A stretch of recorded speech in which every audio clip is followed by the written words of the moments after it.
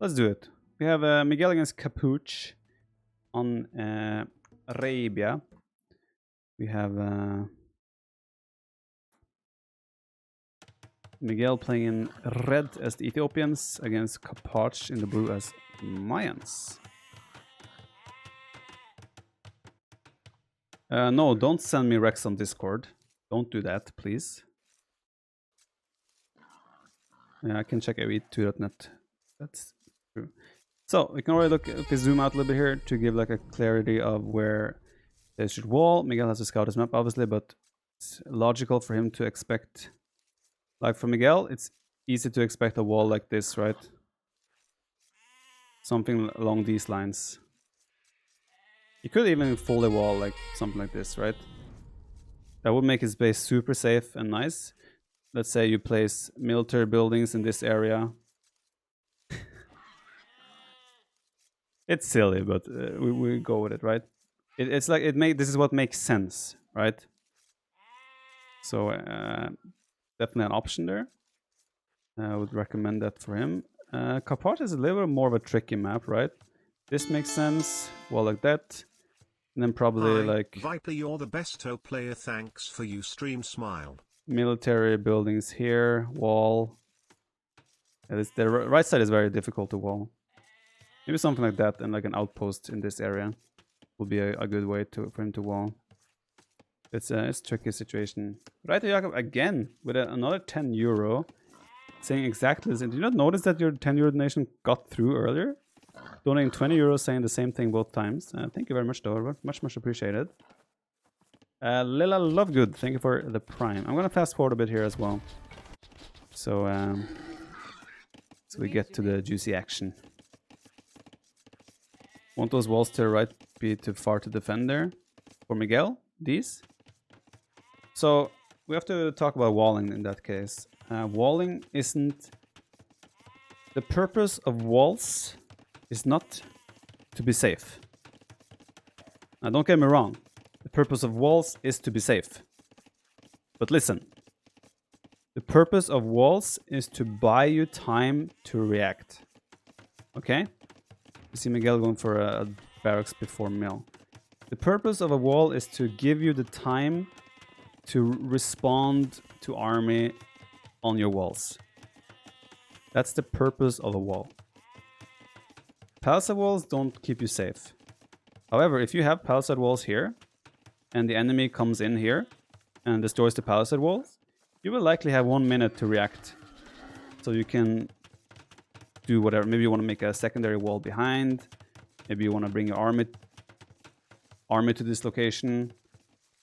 That's what the purpose of a wall is. The purpose of a wall is not simply keep you safe.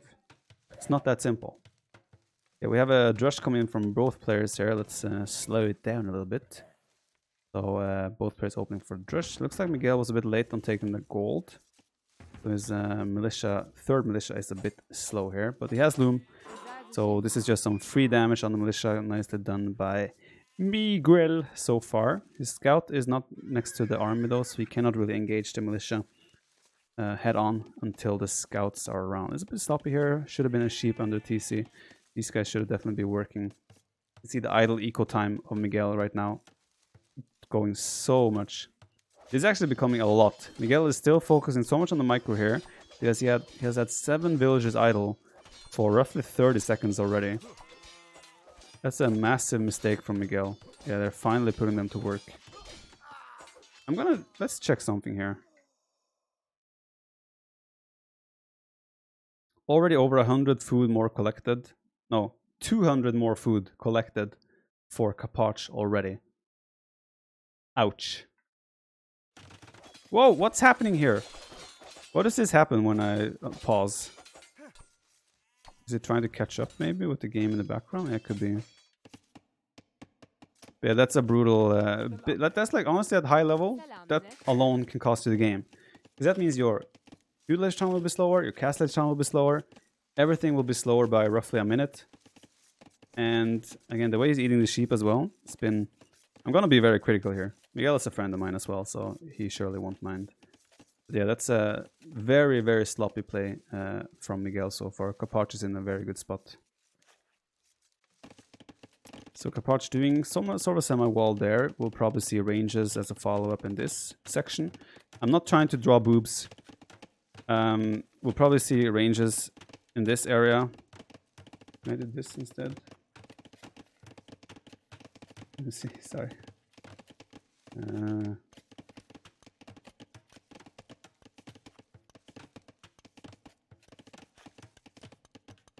No, not that. Okay, so okay. We'll probably see ranges in here. This is where we'll see double range, maybe a blacksmith. And then if he's desperate enough, he will do a tower here, thereabouts. And then maybe serve around the rest of the base with walls or houses and like that. Then this area is somewhat of a safe one, right? So you can still do things like that to secure his base. Miguel, on the other hand, he is currently working on the expected walls. Go all there and he'll probably finish this like that. So Miguel's gonna be nicely safe and secure.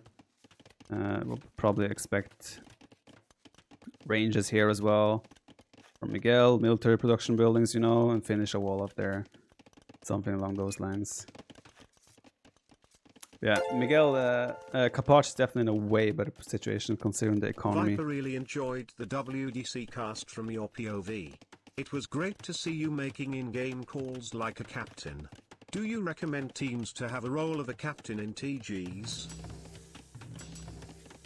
Wick AWE, thank you very much for the 500 bits, first of all. I mean, it depends, right?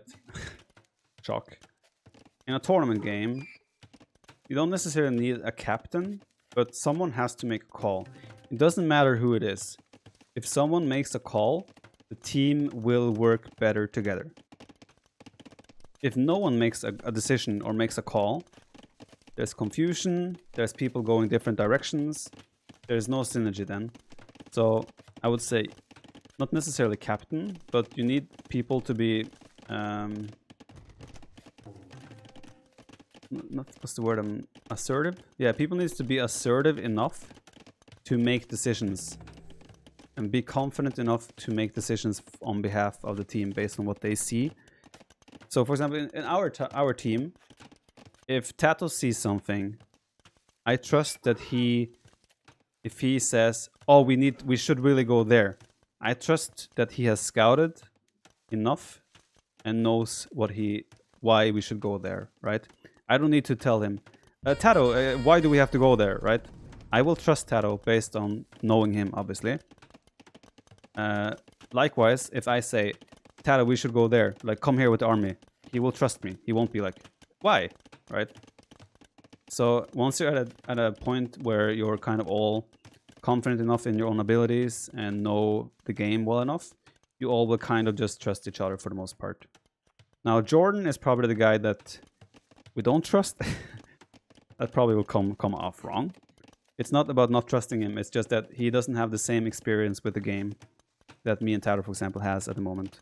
But still, Jordan will still be able to make good calls himself if the game is playing out in a way that he is comfortable. If that makes sense. Obviously, sometimes there will be discussions that take 10 seconds, like, oh, we need to push here, we need to go send the whole army there, we need to defend this. And I'll be like, I think it's better that we counterattack, things like that. That's like small talks for a few seconds that pretty much just like, we just end up going for whatever one guy thinks is the best after like a quick back and forth. So Miguel is kind of just staying on the hill right now. He doesn't know where the army is. I think he has somewhat gotten an idea that the army of Kapach did move out. And yeah, the Kapach army is coming, right? It's actually a hole here between the woodland right now. So if Kapach want to be really cheeky, he doesn't actually fire here. He goes through the gap, but yeah, obviously, you won't expect there to be a gap there. Yeah, another villager down for Miguel. Kapach is just putting himself in a really, really good situation. Miguel is playing full reactive style here, and that's something you never want to be in a situation like that. No, if Doubt makes a decision in a serious game, like Miguel is cleaning this army up, but still, it's not the end of the world for Kapach. He calls idle time, kill the villager, and he's already in a favorable position. He's also attacking from the bottom side. And again, do you see this? What did this wall do? What did we talk about earlier? I said the walls are not there to keep you safe, they're there to buy you time. So if he would have kept shooting at this wall, yes, he would have broken through. But he would have bought enough time for Miguel to bring his army into this area to defend. And that's the purpose of the wall. I think Miguel was too passive against Ito. I haven't watched those games. Okay, about Doubt. Yeah, like I said, if we're playing a serious tournament, I will also trust Doubt. Obviously, I can meme around and be like, no, I will never listen to what that guy says. He goes Paladin with Celts, you know, things like that. But obviously, if Doubt makes a call in a game, we do trust him, unless it's something I disagree with, right? But it's usually... It's always about who has the most knowledge and intel to make the right decision or make the call in that very moment, right? That's kind of the main thing regarding shot calling in team games. It was a good question, Wick. I wouldn't say it's important to have one captain, but it's important to have confidence and trust among teammates that they... I mean, it's hard to say as well, right? It's easy for me to say, yeah, because me, Tato, Jordan, obviously, or Doubt, whatever, we are all at such a high level that we will be making a good call if we're saying we should do this or should do that. If you're playing on 1400 level, 4v4, I can't say that I should trust the guy to make the call, right? It always depends, right? And Nelly as well, if he has the intel to make a call, we trust him, but Nelly also doesn't have the same level of decision making as, for example, myself, Tato, Doubt. So Nelly sometimes might also get questioned a little bit if it sounds wrong to us. But if it sounds right, obviously no issue at all with anyone making a call. And if the 1400 is smurfing, there you go. Like even then, now I will still make wrong calls in team games. Jordan will make wrong calls in team games. Tato will make wrong calls. Doubt will. It happens, right? So 6 villager advantage, 2 TCs for both. University finally up for Capoch. Miguel already has University and Ballistics, so Miguel has a time window here when he can take some good fights, even though he has way less army. The fact that he has Ballistics and the hill to micro around with just puts him in such a comfortable position there. See Capoch still missing Ballistics, and that is definitely painful. Miguel getting really good trades here so far. 3 for 0 kills. KD 17-7. And still, like, look how many kills he's getting. That's all because of Ballistics. Like, Capoch in this case, honestly, should have jumped. Right? Capoch should just go. Like, just keep following, right? Sure, you lose 2 or 3, maybe 4 crossbows until you catch up. But then you clean the whole army once you have caught up. The way Capoch is fighting is just giving Miguel so many free kills. That's definitely a big error of judgment from Capoch.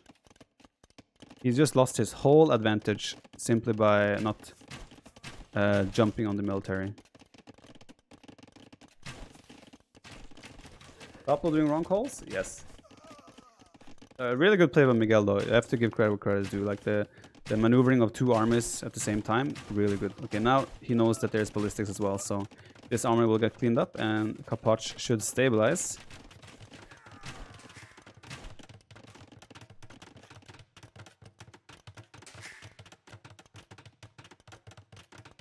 Okay, so we have a farm TC here. It kind of, I guess it kind of protects the goal a little bit.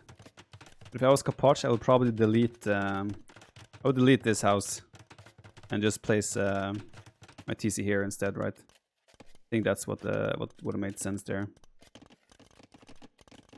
So you have the surface area to mine on the other side as well. 3 TCs now of both players. 10 village advantage though for Capoch, so he's still in a good spot here. But I think mangonels are going to become a crucial part of this game very soon. 1 or 2 players will, like one of them will definitely drop a seed workshop soon and mix in mangonels into the fight. And whoever does that the first is probably going to have quite the solid advantage here. And Ethiopians as well, faster firing crossbows. You can see Capoch actually doesn't even have bow saw. Then again, Miguel doesn't have horse collar, so they're both kind of lacking some economy upgrades here. I don't think either player has thumb ring. So, still a very close game, but Capoch pulling ahead in economy. But Miguel has the military advantage now. Positional advantage. The yellow lines is a program I bought called Epic Pen, where I can draw and do things on the screen.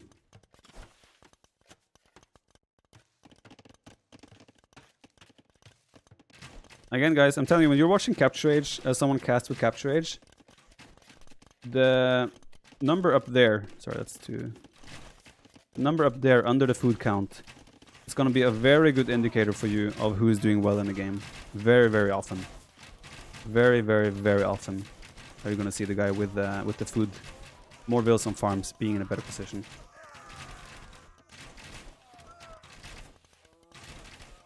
Very good fight for Miguel again. Kapoch did drop a third range, so his numbers are going to start climbing a little bit, but Miguel really putting the pressure here, so even though Kapoch has a lot more... Ooh, he's going for the Doubt Castle. Even though Kapoch has more economy, more villagers, that is likely to be about to change. Actually, he's still going to have... He almost has 20 more villagers, so he can lose 17 and still be equal. It's going to force the castle up. He probably will lose 2 or 3 vills in the process. Actually, the range is quite nice, so he will actually get the castle up completely fine. Losing 4 villagers on the farms, though. And... I'm surprised that Kapoch drops 3 ranges and then goes for a castle drop to switch to plumes. If that is the plan. I'm not really sure yet. No plumes yet. Miguel also did a thumb ring now, and horse collar is on the way. Yeah, plumes now in production. Then the third range don't make too much sense because he didn't really want to commit on the crossbow numbers anyway. This is a ladder match indeed. 4 range, quadruple range from Miguel, so he really wants to get those numbers going. I'm really surprised that we don't see any like siege yet. Like mangonels, 1 mangonel or 2 mangonels would have helped them in their army trades so much. Really nice patrol micro from Miguel here, picking off another villager and still doing damage to the crossbows. Very nice use of the patrol micro, but yeah, Kapoch still 14 villages ahead, but look at this. He doesn't see the army. There's no town watch. And ba-bam, ba-bam. Gonna be a lot of dead villagers. If Miguel continues to the right, there is, what, 10 villagers on that gold. Miguel doesn't see it though, so he's gonna stick and take the fight. Miguel could have gotten so much value. And he's still getting a really good trade here. With the mic. Again, very nice patrol micro from Miguel. Yeah, very, very nicely done. But he needs to, if he detects this, if he goes here and now he sees the gold miners, whew, villager counts are about to be equalized. How's your wrist? It's alright.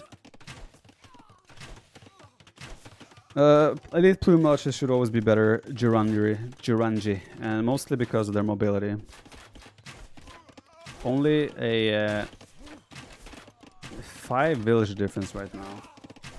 So Miguel is caught up and he's still taking favorable trades. Like, where is the mangonel here? Kapoch, all he needed would have been 1 mangonel or 2 scorpions, and there's no value in these units anymore. Miguel's getting crazy value from these, and Miguel's also, look at the resources, getting close to the Imperial Age. And you saw how Kapoch was in the better spot for a while. Now you look at the farm count. 23, 38. Oh. Oh, that's because he cheated. He put all these vills on the farm and they counted as farmers. He cheated. Now the farm count is suddenly very equal, close to advantage for Miguel as well. So the table has definitely turned in this game, and yeah, pressure again, just piling on. This is also a gap that would have been easily stone, like just make like 2 houses together and you block this completely. Just continuously letting Miguel come in and do damage over and over. As Kapoch, he wants to do another castle here. They're still missing 100 stone. Miguel's pressure has been really solid this game. And Imperial Age is about to come in. I think he might be missing the second building. There we go, monastery on the way. So Miguel can drop another building. So he can go to Imperial Age.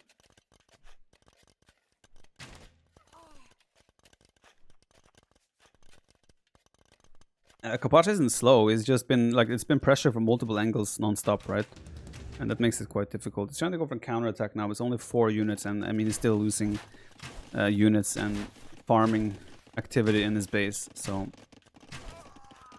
again, fantastic pressure from Miguel here. And what was a really rough opening for him, he has definitely made a comeback here. Like, this game single-handedly has been won by micro here from Miguel. Of course, there's been good macro behind this, but really solid. The really good micro here from Miguel is kind of what has turned the game in his favor so heavily. Would you like to see chat on this overlay? Where would it fit chat? Like here? But wouldn't that just interfere? Like if I put a chat box there, right? Would that be in the way? I mean, it would only fit like 2 or 3 lines maybe of Twitch chat. Bottom left, but that's where I'm selecting things. I don't see why you would want a chat box to be blocking the selection.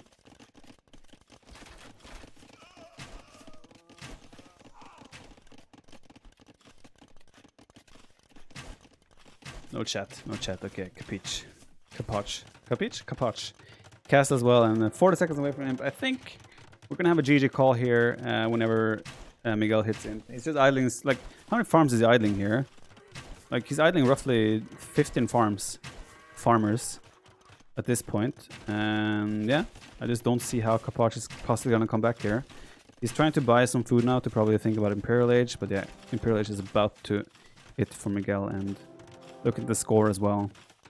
I think we might see a GG call here from Capuch very, very soon. Look at the KD though, 123 to 52. That Miguel has gotten crazy value from his units. Why is Archer box formation used? To clump your units up more.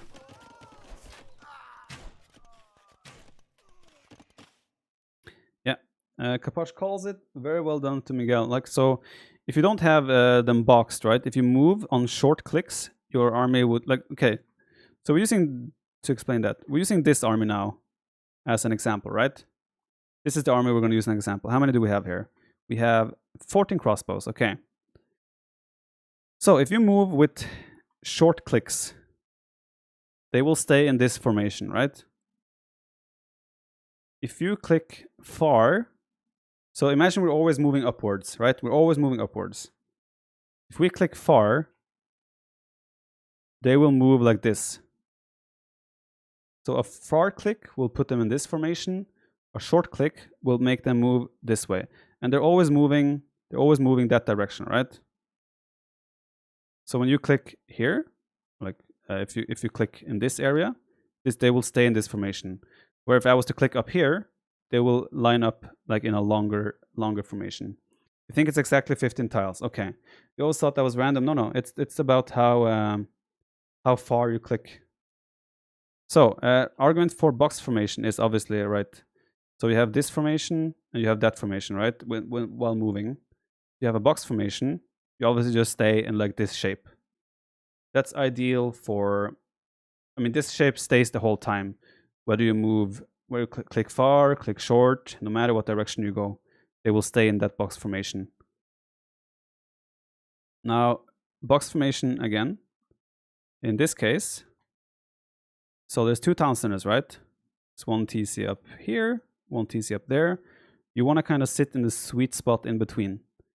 If you have line formation and you click here, your units will likely be like trying to group up like this, or like this kind of sort of thing.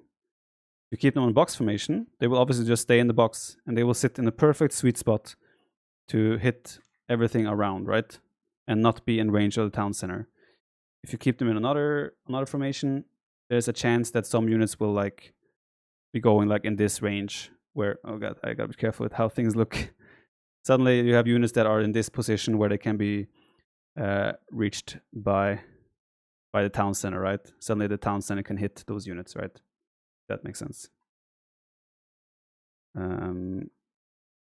Also, when you're microing, right? If you're fighting units, if you're staying in a box, sometimes better to stay in the box while microing and when you're running back and forth versus having the line, if that makes sense. Are you trolling us? I'm not trolling you. Go to Tonic Night next. Another example. Let's do an example. So Let's say there's like 6 archers in a box here against 10 archers in a line. Okay, so both of the armies are, pretend they are in the boxes right now. We're microing downwards, both of them, right? You click this army downwards. Depending on how far you click, that army is gonna regroup into like, let me get rid of the arrows. That's gonna regroup into like this formation, while the other will stay in this formation when you click down, right? So when you're now trying to hit each other, nothing has changed here, but on this side, you suddenly have enemy units that are slightly closer and easier to target compared to the other, right? So there's like, formations can be used in different ways with this type of thing in mind. Yeah, patrolling as well. If you patrol short, no, actually patrol will always make them go in a line, right? If you have 15 crossbows and you patrol, no matter how close you are, like let's say they start in this location and you patrol to this location, they will enter this shape and they will patrol back and forth like this. It's the same no matter how far you click. They will go into like a line formation in that case until they engage. Yes. All right. Lesson done. You can now send the €500 donation for the coaching, and we'll carry on. Why is Viper training to become a caster? Because I want to give my wrist a little bit of a less. I want to give my wrist more of a break in terms of movement. And if you look at the total numbers here in the end, there was 112 wills high for Capoch, 95 to Miguel. But Miguel had the position the whole game after he started taking good fights.